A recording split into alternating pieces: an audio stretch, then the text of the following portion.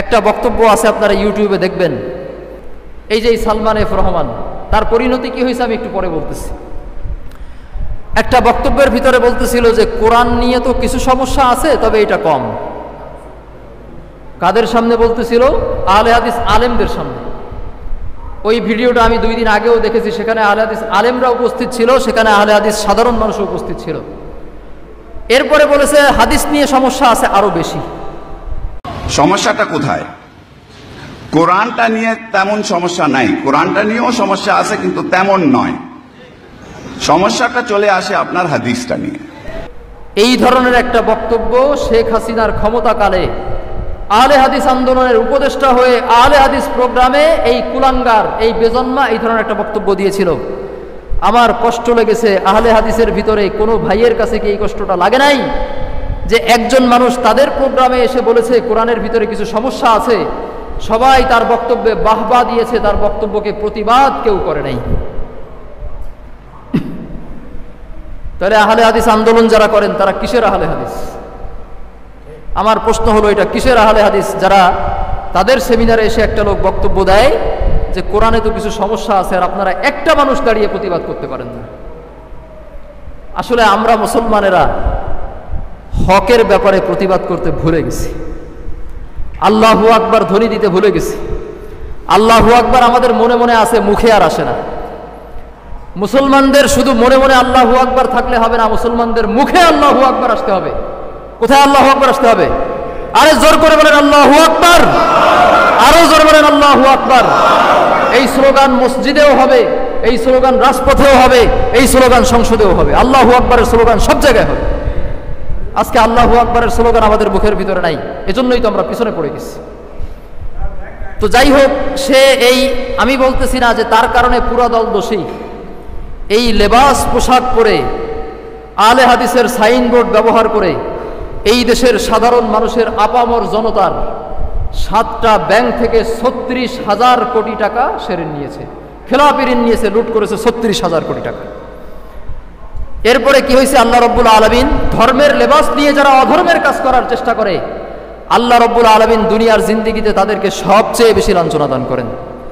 ধরা পড়েছে ঢাকা থেকে পলানোর সময়, মাছের ট্রলারে করে তাকে ধরা হয়েছে। আরে আল্লাহ, আমার কাছে যে কি কষ্ট লাগে এই লোকটার কথা শুনলে। গত রমজানে আমরা আল্লাহর কাছে এত দোয়া করি, এত চেষ্টা করি, এত চোখের পানি ফেলি, আমরা বাইতুল্লাহে যাওয়ার সুযোগ পাই না, ইতিকাফ করার সুযোগ পাই না।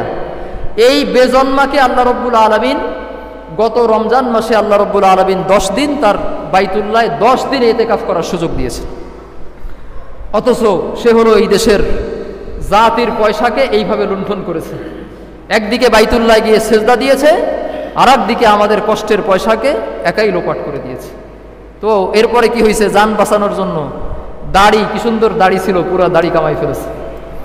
আল্লাহ বলছেন, আচ্ছা ঠিক আছে, যখন দুনিয়া কামাই করার জন্য আমার নবীর সুন্নতকে তুমি ব্যবহার করেছো, অপমান করেছো, আমিও তোমার সেই রকম একটা শায়েস্তা করে দেব।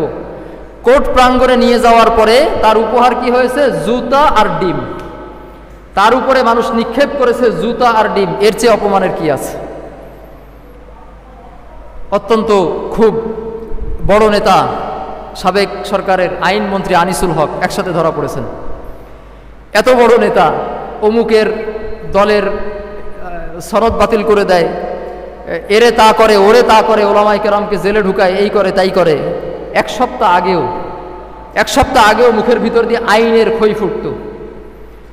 যখন ধরা হয়েছে, ধরার পরে এত বড় নেতার ব্যাপারে সুপারিশের জন্য একজন ছোট থেকে ছোট আইনজীবী কোর্টে পাওয়া যায়নি। এজন্যই আল্লাহ বলেন, ইন্না বাদশা রব্বিকা লাশাদীদ, বান্দা উড়ে তো বেড়াও, ঘড়ির নাটাই কিন্তু আমার হাতে। আজকে এরে শাস্তি দাও, তারে জুলুম করো, আজকে জনগণের পয়সা নিয়ে যাও, আজকে 36,000 কোটি টাকা তুমি জনগণের এক জায়গা থেকে নিয়ে গেছো, আজকে তার পক্ষে রিমান্ড কমানোর জন্য একটা আইনজীবী সারা দেশে খুঁজে পাওয়া যায়। এটাই হলো জুলুমের ফল, এটাই হলো জুলুমের পরিণতি। এই জন্য প্রত্যেক মানুষের এখান থেকে শিক্ষা গ্রহণ করা দরকার।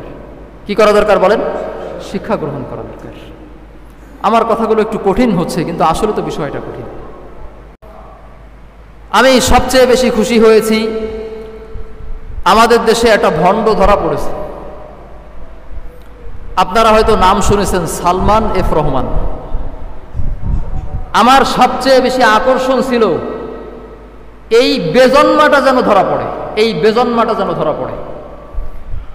যখন আওয়ামী লীগ সরকার ক্ষমতায় ছিল 15 বছর ধরে, সরকারের উপদেষ্টার খাতায় নাম লিখিয়ে বেক্সিমকো একটা ওষুধ কোম্পানি, অত্যন্ত ভালো একটা কোম্পানি, এই কোম্পানির সে প্রধান, আইএফআইসি ব্যাংক তার দ্বারা প্রতিষ্ঠিত, সরকারের উপদেষ্টার খাতায় নাম লিখিয়ে 7টা ব্যাংক থেকে এই পর্যন্ত 36,000 কোটি টাকা সে ঋণ নিয়েছে, খেলাপি ঋণ 36,000 কোটি টাকা।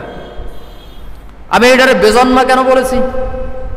আরও তো আছে, এস আলম গ্রুপের ওগুলো তো আরও বেশি নিয়েছে, সেগুলো বলতেছি পরে।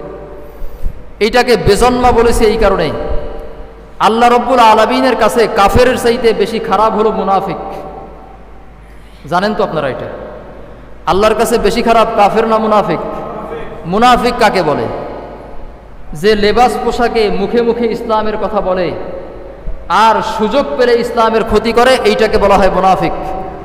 আল্লাহ মুনাফিকদের ব্যাপারে বলেন, ইন্নাল মুনাফিকিনা ফিদ দারকিল আসফালি মিনান নার। যে মুসলমান বুকের ভিতরে এক কথা রাখে আর মুখের ভিতরে আরেক কথা বলে, যে মুসলমান যে কোনো পর্যায়ে বুকের ভিতরে এক কথা রাখে আর মুখের ভিতরে আরেক কথা বলে, ওইটা হলো মুনাফিক। এই মুনাফিকদের ঠিকানা হলো জাহান্নামের একেবারে সর্বনিম্ন স্তরে। ইসলামের ক্ষতি কাফেরদের চাইতে মুনাফিকেরা বেশি ক্ষতি করে, কারণ মুনাফিকেরা তো নামাজ পড়তে আসে মসজিদে। নবী আলাইহিস সালামের সাথে একই কাতারে দাঁড়িয়ে মুনাফিকেরা নামাজ পড়তো। মানুষেরা মনে করতো এগুলো মুসলমান, কিন্তু এরাই ইসলামের শিকড় কেটে দিত, এরাই ইসলামের শিকড় কেটে দিত। আজও আমাদের সমাজে এরকম কিছু মুসলমান আছে, নামাজ পড়ার সময় তো ইমাম সাহেবের পিছনে দাঁড়াবে আর বের হয়ে ইমাম সাহেবের 12টা কিভাবে বাজানো যায় এই পরিকল্পনা করবে। এটা সারা দেশে আছে, সারা দেশে আছে এরকম। এরাও ওই মুনাফিকদের উত্তরসূরি। তো বললাম যে সালমান এফ রহমানের গ্রেফতার হওয়াতে আমি খুশি এই কারণে, তার লেবাস পোশাকে অত্যন্ত একজন ধার্মিক মানুষ মনে হতো। আহলে হাদিস ভাইদের একটা সংগঠন রয়েছে, আহলে হাদিস ভাইয়েরা বিভিন্ন সংগঠনে বিভক্ত। বাংলাদেশে 19-এর উপরে আহলে হাদিসের দল রয়েছে। এদের ভিতরে একটা দল হলো আহলে হাদিস আন্দোলন বাংলাদেশ, রাজশাহী ভিত্তিক। এর প্রধান হলেন ডক্টর আসাদুল্লাহ আল গালিব। আহলে হাদিস ভাইদের সবাইকে আমরা খারাপ বলি না, সবাইকে যারা বাড়াবাড়ি করে তাদের বিরুদ্ধে আমাদের কথা, কিন্তু যারা সহিহ সুন্নাহ মেনে চলে তারা আমাদের ভাই, তার ধর্মের সঠিক পথে আছে। তো আহলে হাদিস আন্দোলনের বড় নেতা ছিলেন এই হুজুর সালমান এফ রহমান। এখানে আহলে হাদিস আন্দোলনের বিভিন্ন বক্তব্যে, বিভিন্ন সেমিনারে সে গিয়ে বক্তব্য দিত, কোরআন সুন্নাহর উপরে আলোচনা করত। একটা বক্তব্য আছে, আপনারা ইউটিউবে দেখবেন। আমার বুঝে আসে না এই দেশের মুসলমানেরা এত ছেঁড়াবেড়া হয়ে গেছে কি করে। একটা বক্তব্যের ভিতরে উনি বলতেছিলেন, এই যে সালমান এফ রহমান, তার পরিণতি কি হয়েছে আমি একটু পরে বলতেছি। একটা বক্তব্যের ভিতরে বলতেছিল যে কোরআন নিয়ে তো কিছু সমস্যা আছে, তবে এটা কম। কাদের সামনে বলতেছিল? আহলে হাদিস আলেমদের সামনে। ওই ভিডিওটা আমি 2 দিন আগেও দেখেছি, সেখানে আহলে হাদিস আলেমরা উপস্থিত ছিল, সেখানে আহলে হাদিস সাধারণ মানুষ উপস্থিত ছিল। এরপরে বলেছে হাদিস নিয়ে সমস্যা আছে আরো বেশি। সমস্যাটা কোথায়? কোরআনটা নিয়ে তেমন সমস্যা নাই, কোরআনটা নিয়েও সমস্যা আছে কিন্তু তেমন নয়। সমস্যাটা চলে আসে আপনার হাদিসটা নিয়ে। এই ধরনের একটা বক্তব্য শেখ হাসিনার ক্ষমতাকালে আহলে হাদিস আন্দোলনের উপদেষ্টা হয়ে আহলে হাদিস প্রোগ্রামে এই কুলাঙ্গার, এই বেজন্মা এই ধরনের একটা বক্তব্য দিয়েছিল। আমার কষ্ট লেগেছে। আহলে হাদিসের ভিতরে কোনো ভাইয়ের কাছে কি এই কষ্টটা লাগে নাই যে একজন মানুষ তাদের প্রোগ্রামে এসে বলেছে কোরআনের ভিতরে কিছু সমস্যা আছে, সবাই তার বক্তব্যে বাহবা দিয়েছে, তার বক্তব্যকে প্রতিবাদ কেউ করে নাই। তাহলে আহলে হাদিস আন্দোলন যারা করেন তারা কিসের আহলে হাদিস? আমার প্রশ্ন হলো এটা কিসের আহলে হাদিস, যারা তাদের সেমিনারে এসে একটা লোক বক্তব্য দেয় যে কোরআনে তো কিছু সমস্যা আছে আর আপনারা একটা মানুষ দাঁড়িয়ে প্রতিবাদ করতে পারেন না। আসলে আমরা মুসলমানেরা হকের ব্যাপারে প্রতিবাদ করতে ভুলে গেছি, আল্লাহু আকবার ধ্বনি দিতে ভুলে গেছি। আল্লাহু আকবার আমাদের মনে মনে আছে, মুখে আর আসে না। মুসলমানদের শুধু মনে মনে আল্লাহু আকবার থাকলে হবে না, মুসলমানদের মুখে আল্লাহু আকবার আসতে হবে। কোথায় আল্লাহু আকবার আসতে হবে? আরে জোর করে বলেন আল্লাহু আকবার, আরো জোর বলেন আল্লাহু আকবার। এই স্লোগান মসজিদেও হবে, এই স্লোগান রাজপথেও হবে, এই স্লোগান সংসদেও হবে। আল্লাহু আকবারের স্লোগান সব জায়গায় হবে। আজকে আল্লাহু আকবারের স্লোগান আমাদের মুখের ভিতরে নাই, এজন্যই তো আমরা পিছনে পড়ে গেছি। তো যাই হোক, সে এই, আমি বলতেছি না যে তার কারণে পুরা দল দোষী।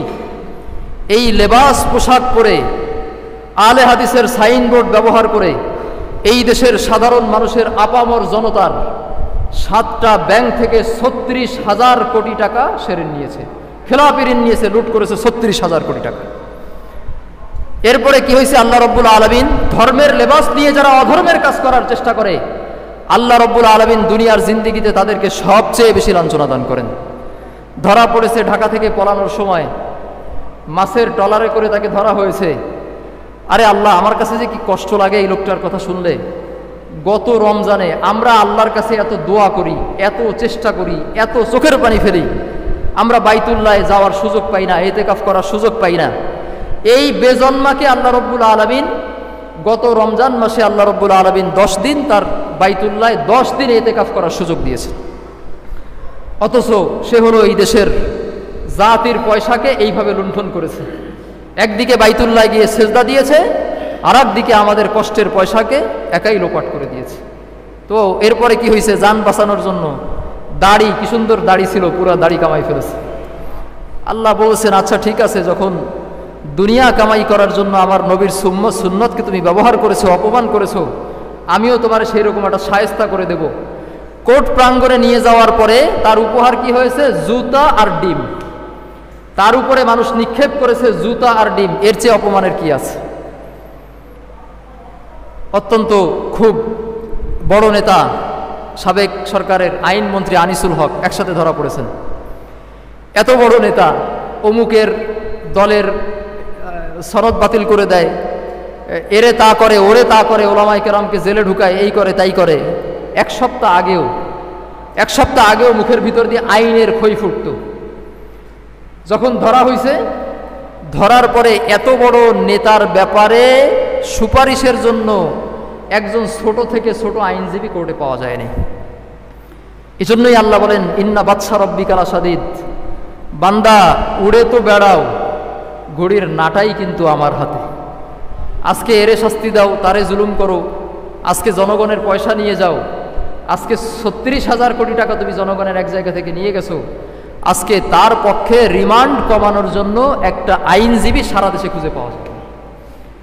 এটাই হলো জুলুমের ফল, এটাই হলো জুলুমের পরিণতি। এই জন্য প্রত্যেক মানুষের এখান থেকে শিক্ষা গ্রহণ করা দরকার। কি করা দরকার বলেন? শিক্ষা গ্রহণ করা দরকার। আমার কথাগুলো একটু কঠিন হচ্ছে, কিন্তু আসলে তো বিষয়টা কঠিন।